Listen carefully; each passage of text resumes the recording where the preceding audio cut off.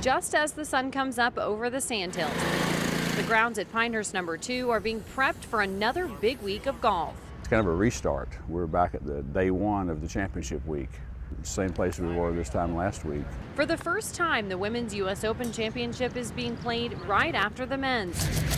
The divots are being filled in, the greens getting a little nourishment, and the holes are being remade. There's over 100 people that report to work every morning at 4:30, and they'll work 3 or 4 hours getting the course ready for the morning, and about the same complement of people in the evening around 6 that do the same things. Farron has been looking over the grounds here at Pinehurst for over 30 years. He says championship or not, their putting surfaces are always the primary focus.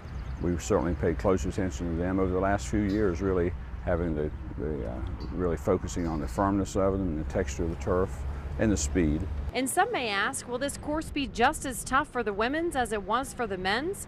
Farron says the level of test will be the same. Many of the hole locations that we used last week through the championship rounds 1 through 4, those hole locations will return to the same places for the women.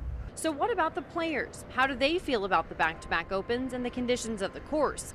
After the first day of practice rounds, they say they look great. The course is actually in great shape. The greens are probably a little soft right now for what the USGA will probably have for us by the weekend.